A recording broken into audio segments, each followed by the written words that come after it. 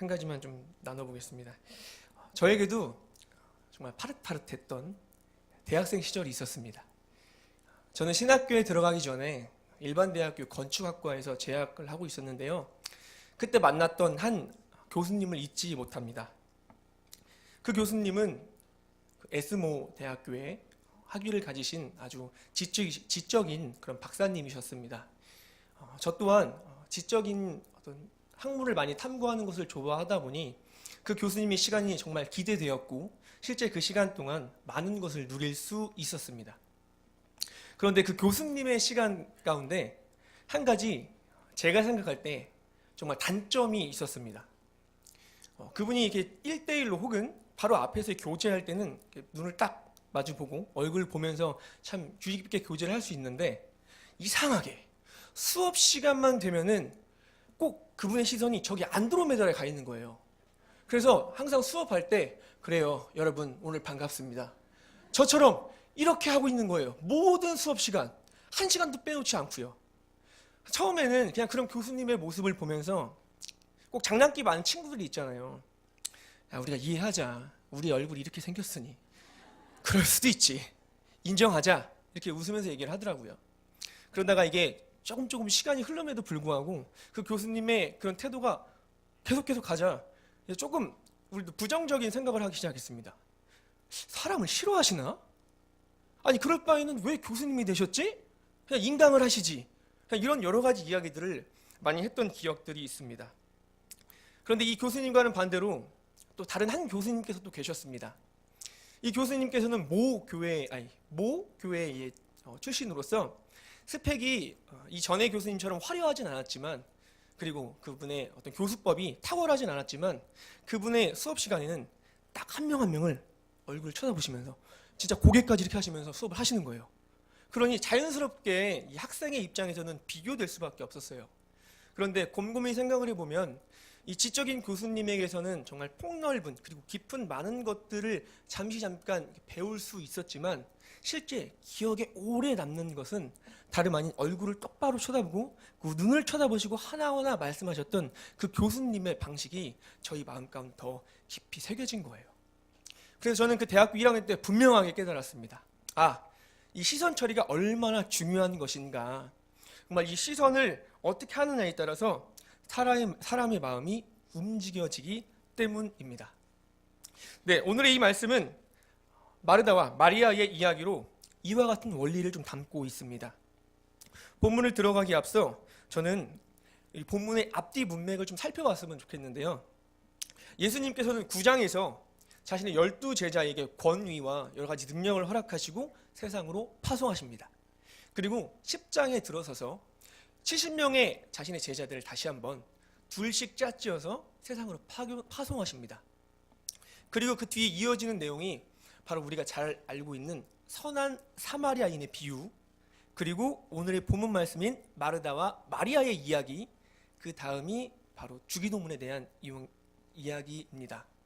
그러니까 전체적인 문맥을 고려해 봤을 때 선한 사마리아인의 비유나 오늘 본문이나 주기도문을 각자 독립적으로 보기보다는 9장과 10장에서 예수님께서 각 제자들을 다 파송하시고 나서 그 뒤에 세 이야기는 예수님께서 제자들의 삶은 무엇이다, 제자도는 무엇이다 라고 말씀하고 계신다는 겁니다.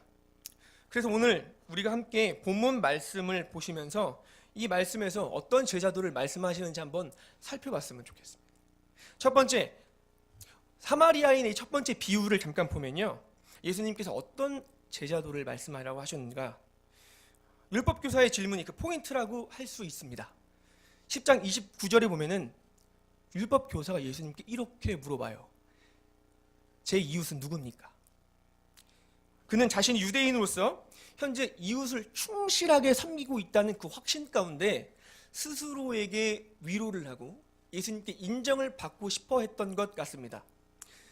사실 그 당시 유대인들의 이 범위 내에서 이웃이란 상당히 배타적이고 민족주의적이었는데 가까이는 가족, 친척, 친구, 한 발 더 나아갔을 때 같은 신앙과 혈통을 가진 사람들, 그리고 한 발 더 나아가서 유대교로 개종한 사람들까지가 그들의 딱 여기까지 이웃이었습니다.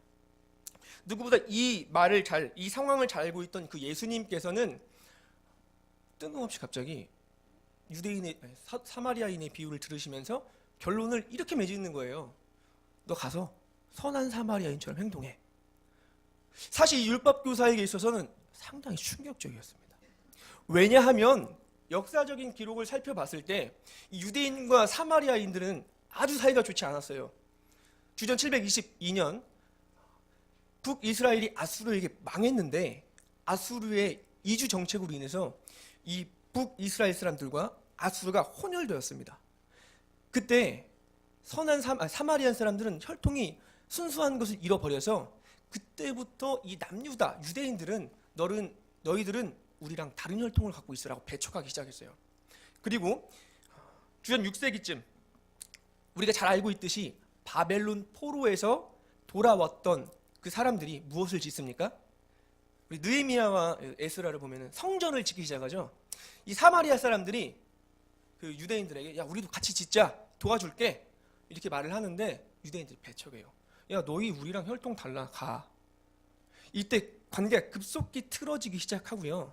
주전 4세기에 이 사마리아 사람들이 안 되겠다 싶으니까 그래 우리는 유대인들과 섞일 수 없나 보다. 우리만을 위한 성전을 짓자 이렇게 결심하고 그리심산에 그들의 성전을 짓습니다. 그런데 유대인들이 참 야속한 것 같아요. 이 성전을 짓는 것은 반율법적이다, 반유대적이다 이래가지고 그 성전을 부십니다. 그러니 그들의 관계가 틀어질 수밖에 없어요. 그 이후에 유대인들과 사마리아는 서로 치고받고 난리 나요. 역사 기록을 살펴보면 정말 지나가는 사람도 죽일 만큼 그들은 철저히 원수가 되고 말았습니다. 이러한 상황을 분명하게 아셨던 예수님인데 결국 그 유대 율법 교사에게 말했던 건 또 선한 사마리아인처럼 행동해.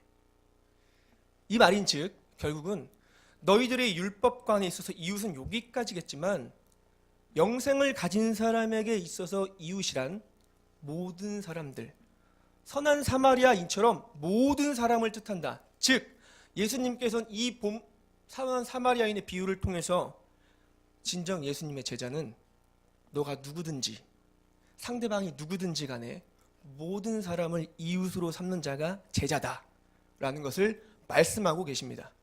그리고 오늘 본문이 등장하고요. 이 본문 뒤에 주기도문의 가르침이 나타납니다. 이 주기도문의 가르침에서 제자란 누구일까? 간단하게 말할 수 있습니다. 하나님 아버지께 간구할 때에 그 아버지께서 아들인 너희들에게 너희들의 그 간구하는 기도를 들어주지 않겠느냐.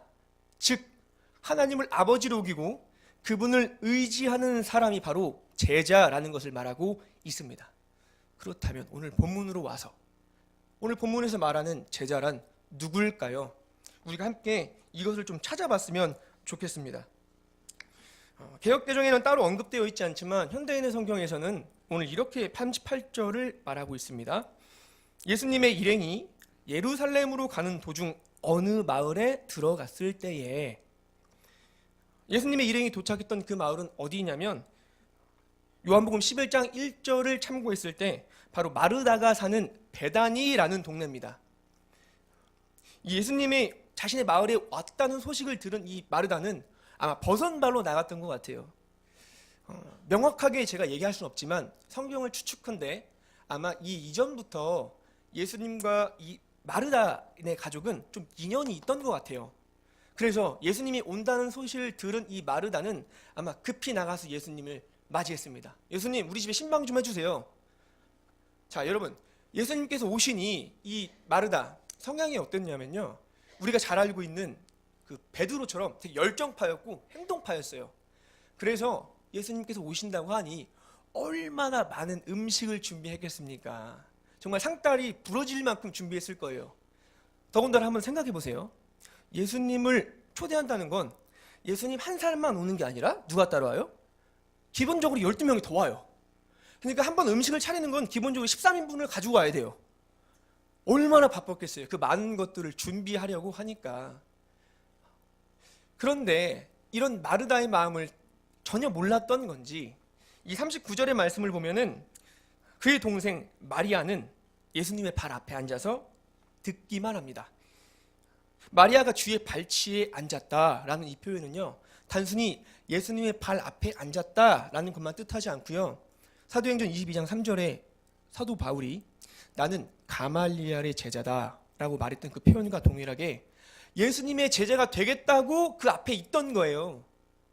더군다나 지금 마리아는 계속해서 예수님의 말씀을 듣고 있었습니다. 이 표현은 미완료형으로 결과적으로 봤을 때 지금 마리아는 예수님께서 자신의 집에 왔던 그 순간부터 쭉 계속해서 주구장창 예수님의 앞에서 제자가 되겠다는 그 마음을 가지고 가만히 듣고만 있던 거예요. 이 상황을 봤던 마르다는 어떠했겠습니까? 분통 터지죠. 지금 13인분을 준비해야 돼요. 13인분을. 갑자기 온 그 예수님을 두고 빨리 그 많은 음식들을 준비해야 하는데 지금 동생은 그냥 주구장창 앉아 있는 거예요. 그래서 40절에 뭐라고 기록되어 있습니까? 마르다는 마음이 분주했대요. 이 분주했다는 단어 또한 되게 재밌어요. 미쳤다라는 단어가 포함되어 있습니다. 그러니까 지금 마르다는 미치겠는 거예요. 준비하려고. 아마 여기 계신 어머님들께서는 이런 상황을 한 번 정도는 맞이했을 거라고 생각합니다. 이 손님을 맞이하다 보면 정말 너무나도 바쁘고 분주했던 적이 분명히 있었을 거예요. 지금 그런 상황이에요. 그러니까 이 마르다가 안 되겠다. 칼을 뽑습니다. 누구한테 가요? 예수님께 나아가서 이렇게 말합니다. 아니 주님, 지금 제 동생이 바로 여기 앉아서 저를 도와주지도 않고 이렇게 저 혼자 일하고 있는데 그에게 좀 명하사 저를 도와주라고 하세요. 마르다의 말은 충분히 이해가 돼요. 그런데 자세히 보면요, 이 마르다의 말은 참 건방집니다. 왜냐하면 그에게 명하사라는 그 표현 자체가 지금 예수님께 명령을 하고 있는 거예요. 예수님, 좀 명령 좀 하세요 라고 지금 오히려 큰 소리치고 있는 상황입니다. 하지만 예수님께서는 여기서 화를 내지 않고 누구보다 마르다의 마음을 잘 알고 있던 것 같아요. 왜요? 마르다는 지금 급했습니다. 그녀에게 있어서 가장 중요한 것은 예수님, 바로 그 예수님을 위한 식사 준비였기 때문입니다. 그분을 향한 섬김이었고 분명히 그분을 향한 진심이었을 것입니다. 그런데 그 진심이 도를 넘었습니다. 하지만 예수님께서는 그런 마르다를 보시고 41절, 42절의 말씀처럼 말씀하십니다. 우리가 함께 31절, 42절 말씀을 좀 볼까요? 함께 읽어보겠습니다. 주께서 대답하여 이르시되 마르다야 마르다야 내가 많은 일도 염려하고 근심하나 몇 가지만 하든지 혹은 한 가지만이라도 족하니라. 마리아는 이 좋은 편을 택하였으니 빼앗기지 아니하리라 하시니라. 아멘. 이 말을 좀 제가 현대인의 성경으로 여러분들이 좀 이해하기 쉽게 좀 가져와 봤어요. 우리가 한 목소리 읽어볼까요? 시작. 그러나 꼭 필요한 것은 한 가지뿐이다. 마리아는 그 좋은 편을 택했으니 아무에게도 그것을 빼앗기지 않을 것입니다. 지금 이게 무슨 말입니까? 마르다는 심히 당황했을 거예요. 아니 주님, 지금 이 순간만큼은 자기 편을 들어주기를 원했는데 지금 예수님의 말투를 생각해 보면은 오히려 동생 마리아의 편을 들어주고 있는 것처럼 느껴지기 때문입니다. 그렇다면 우리가 한번 생각해 봤으면 좋겠어요. 예수님께서는 무슨 의미로 지금 이렇게 한 가지만 쫓으라고 마리아의 편을 들어주는 걸까요? 마르다야, 나를 위해 음식할 거면 너 음식만 집중해. 마리아는 지금 여기 앉아서 듣고 있잖아. 너 이 둘 중에 딱 한 가지만 해. 이렇게 말했을까요?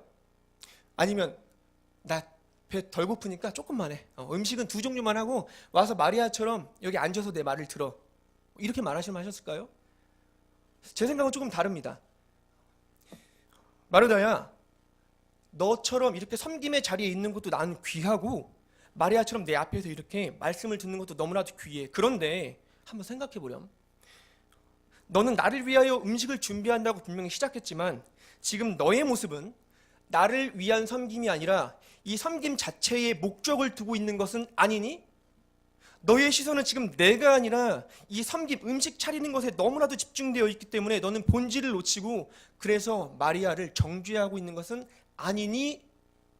즉 예수님께서 지금 말씀하시는 것은 한 가지, 자신을 바라보라는 것입니다. 자신을 바라보라는 것입니다.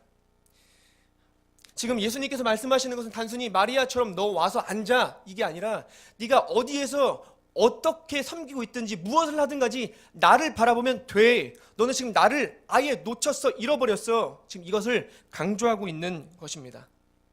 그리고 이러한 사실의 근거는 요한복음 12장 2절 말씀에서 찾을 수 있습니다. 우리 한번 읽어볼까요? 준비, 시작.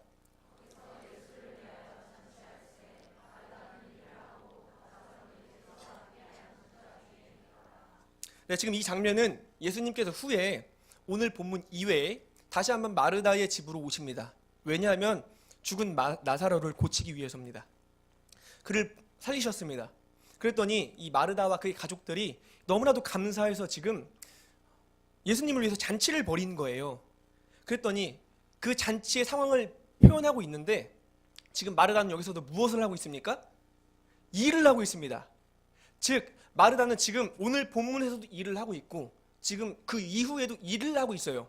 이 말인 즉 예수님께서 마리아에게 너 한 가지만 해 라고 이 말씀하셨던 것은 마르다가 마리아처럼 여 앞에 앉아 있으라는 것이 아니라 너 일을 할 거면 일을 하되 나를 바라보며 일을 해라.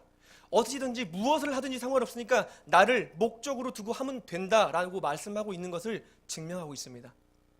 그렇기 때문에 지금 마르다는 이전의 본문처럼 동일하게 일을 하지만 불평불만 가운데 예수님이라는 목적을 놓치고 일을 하고 있는 게 아니라요, 정확하게 그 목적 예수 그리스도를 바라보면서 일을 하고 있는 겁니다.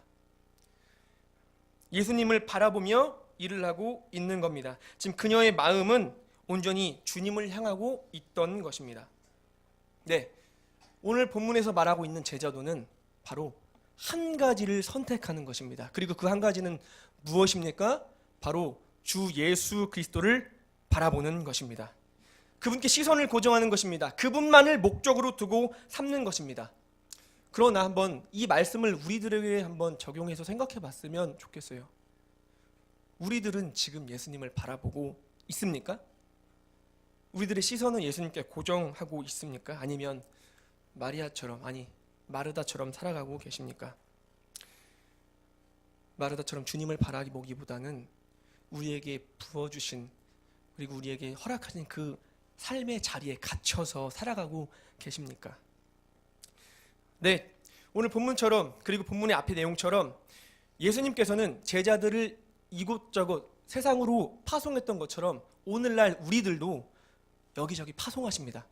평일에는 직장으로 그리고 학교로 학원으로 세상으로 파송하시고요. 주일에는 교회로 보내시고요. 매일매일 또 어디로 보내십니까? 집으로 보내십니다. 주님을 바라보며 직장에 서 계십니까? 주님께서 우리에게 직장을 주시고 직업을 주신 것은요, 먼저 우리가 이 땅을 살아가는 생계를 위한 도구인 것과 동시에 그 도구를 통해서 하나님께 영광을 돌리는 것임을 우리는 기억해야 합니다. 주님께서 우리들에게 가정을 주신 건요, 가정이란 그 공동체 가운데 쉼을 누리는 것도 맞지만 동시에 수직적인 그 복음을 전파라는 뜻도 담겨 있습니다. 주님께서 우리에게 세상을 보내신 것, 세상으로 보내신 것은요, 그 세상이 어딘진 모르겠지만 그 자리를 도구로 이용해서 하나님을 드러내라는 것임을 우리는 반드시 기억해야 할 줄로 믿습니다. 주일의 섬김 또한 동일합니다. 주님께서 왜 우리들에게 직분을 허락하시고 교사의 자리를 주셨습니까? 왜 안대위원의 자리를 주셨습니까? 그 자리에서 주님을 바라보라는 것입니다. 그것은 도구로서 아이들 한 명 한 명을 작은 예수로 도구로서 섬김으로써 하나님을 드러내라는 겁니다. 직분을 주신 것은 그 직분을 도구로서 주님의 몸된 교회를 세우라고 하시는 것을 우리는 반드시 기억해야 할 줄로 믿습니다. 우리가 왜 매일매일 그 삶 가운데 직장에서 그렇게 허덕이고 주일에 열심히 봉사하는데도 무기력하고 기쁨이 없습니까? 여러분 종종 옆에 그냥 예배만 드리고 돌아가는 사람들 보면서 부러워한 적은 없습니까? 저도 있었어요. 빨리 하고 나 집에 가고 싶다. 부끄럽지만 그런 적도 있었습니다. 근데 왜 그러하냐면요, 주님을 놓쳤기 때문입니다. 주님을 놓쳐버린 채 그 자리에서 그 자리에 갇혀서 그 자리에서 하는 모든 것들이 일이라고만 생각하기 때문에 아무런 기쁨도 아무런 체험도 받지 못한 것입니다. 여러분, 우리가 서 있는 모든 자리들은요, 주님께서 그 자리라는 도구를 통해서 하나님께 영광을 돌리라고 하는 줄 믿습니다. 우리 함께 베드로전서 2장 9절 말씀을 좀 봤으면 좋겠어요. 네, 말씀 띄워주시면 함께 읽도록 하겠습니다. 너희는 택하신 족속이여 왕같은 제사장들이요 거룩한 나라요 그의 소유된 백성이니 이는 너희를 어두운 데서 불러내어 그의 기이한 빛에 들어가게 하신 이의 아름다운 덕을 선포하게 하려 하심이라. 에베소서 4장 12절 말씀, 이는 성도를 온전하게 하여 봉사의 일을 하게 하며 그리스도의 몸을 세우려 하심이라. 주님께서 이렇게 우리에게 허락하신 모든 자리와 직분들은 아름다운 덕을 선포하고 그의 몸된 교회를 세우게 함으로써 결국 그 도구들을 활용함으로써 하나님의 나라를 그곳에 이루게 하려고 하심을 우리는 기억해야 합니다. 무엇 대단한 것을 하라고 한 게 아니라 그냥 초등학생들은 초등학생의 그 자리에서, 대학생들은 대학생의 그 자리에서, 직장에서 여러분이 서 있는 그 자리에서 주님을 바라보며 살아갈 때에 그 모습 그 자체를 하나님께서는 보시고, 그래, 내가 너를 통해서 주의 나라를 거기서 세워줄게, 이렇게 말씀하고 계심을 우리는 분명히 기억해야 되는 줄 믿습니다. 하루하루를 그렇게 살아갈 때에 그것이 하나님의 나라가 됨을 우리는 기억해야 합니다. 왜요? 종종 우리가 왜 이렇게 힘들게 살아가고 손가락질을 받는데도 불구하고 그곳에 꿋꿋하게 서 있어야 합니까? 왜 그곳에서 주님을 바라보며 살아가야 합니까? 요한복음 3장 16절 말씀 우리 잘 알고 있잖아요. 하나님께서 이 세상을 이처럼 사랑하사 독생자 예수를 주셨기 때문에. 그 예수를 누구에게 주셨습니까? 우리에게 주셨습니다.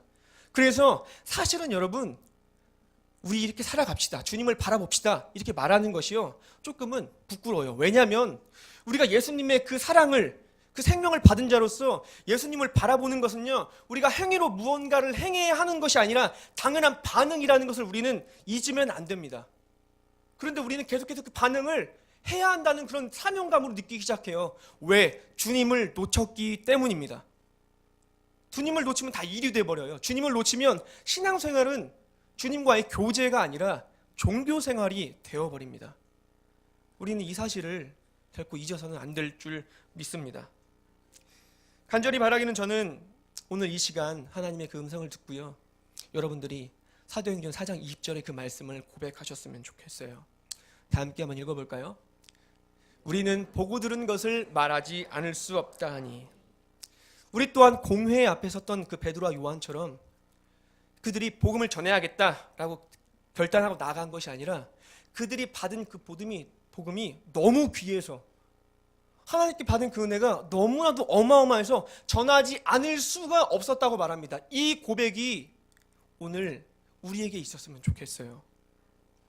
하나님께 받은 그 사랑이 너무 커서, 와, 내가 주님을 바라보지 않을 수가 없구나, 주님 도와주옵소서, 이런 고백이 오늘 우리들에게 가득하기를 간절히 소망합니다.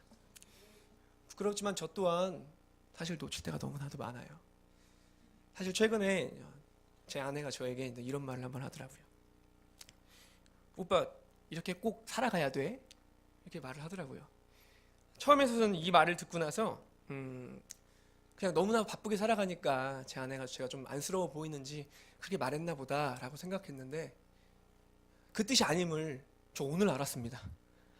사실 이 예화가 이게 아니었는데 오늘 아침에 잠깐 물어봤더니, 오빠 다 그런 뜻으로 말한 게 아닌데, 이렇게 말을 하는 거예요. 그러니까 아내는 단순히 바쁘니까 저한테 그렇게 말을 한 게 아니라 예수님을 놓치고 일만 하니까 그렇게 말했던 겁니다. 오빠에게 예수님은 어디 있어?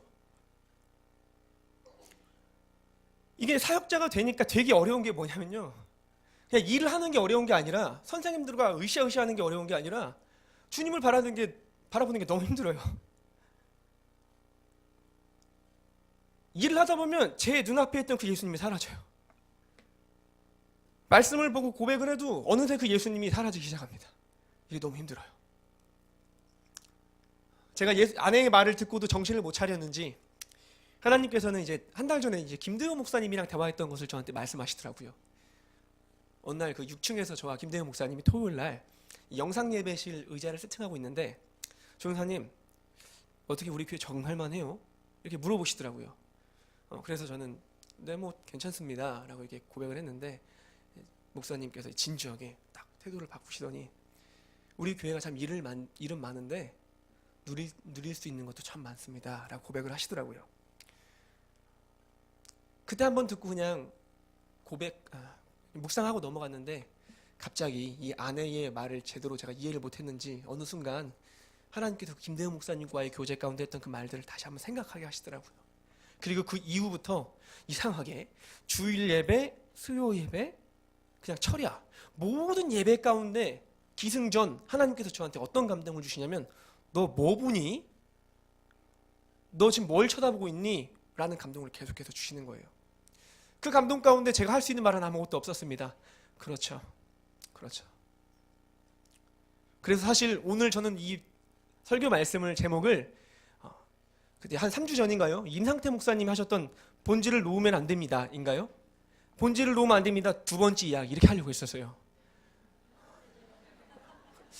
근데 그렇게 하면 너무 제 스타일이 없는 것 같아서 차마 그럴 수는 없어서, 좀 다른 방법으로 바꿔봤는데, 어찌됐든 간에 여러분, 중요한 것은 주 예수 그리스도라는 것을 반드시 기억하는 여러분 되셨으면 좋겠습니다.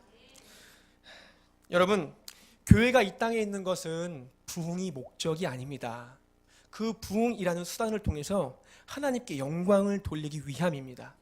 우리가 자주 고백하는 자기 비움, 이것은 우리의 목적이 아니라요, 자기를 비우는 그 수단을 통해서 그리스도로 채우는 것이 우리의 목적인 줄 믿습니다.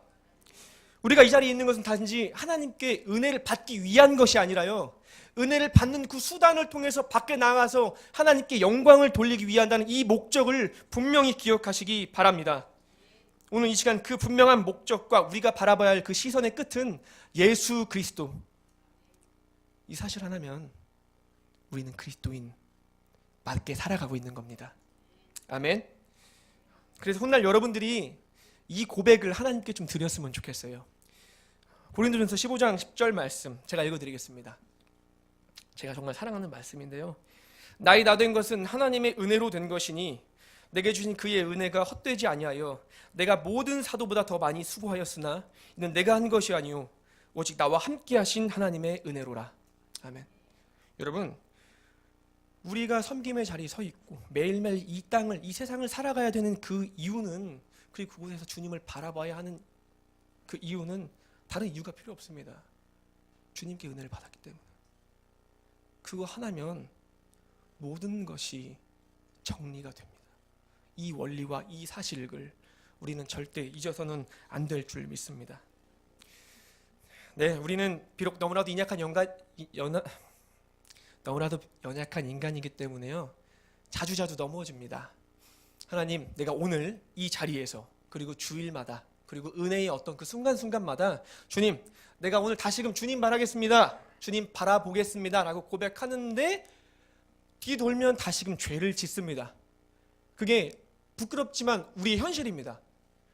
그런데 참 감사하면서 다행인 것은 뭐냐면요, 비록 우리의 시선은 주님을 향하면서 언제든지 세상으로 나아가지만 주님께서는 그 시선을 우리에게서 거두지 않으신다는 사실입니다. 우리 함께 시편 말씀을 한번 읽어보도록 하겠습니다. 시편 17장 8절 말씀 시작. 나를 눈동자같이 지키시고 바로 여호와의 눈은 의인을 행하시고. 아멘. 네, 예수님께서는 우리를 위하여 이 땅에 오셔서 죽으셨을 뿐만 아니라 부활하셔서 저 천국에 계시면서요, 지금도 우리를 지켜보고 계세요. 단 한순간도 다른 곳을 보시지 않으세요. 내가 뭐 하는지, 여러분들이 뭐 하는지, 여러분의 일수 하나하나 1분 1초 계속 쳐다보고 계세요. 그게 우리를 향한 하나님의 사랑인 걸 여러분 절대 잊어서는 안 됩니다. 우리가 실수하고 있는 것, 우리가 넘어지고 있는 것 하나하나 보세요. 그런데 아무리 죄를 짓고 죄를 지어도 그 시선을 돌이키지 않고요, 일어날 때까지 지켜보시고 일어나도록 힘을 주세요. 이게 바로 우리가 주님께 받은 사랑임을 잊어서는 안 되는 줄 믿습니다. 마지막으로 이 한 가지 질문을 여러분들께 드리면서 오늘의 말씀을 마무리하고자 합니다. 예수 그리스도의 이 사랑 앞에 여러분들의 시선은 지금 무엇을 향하고 있습니까? 우리 함께 찬양하면서 이 시간 기도의 자리로 나갔으면 좋겠습니다.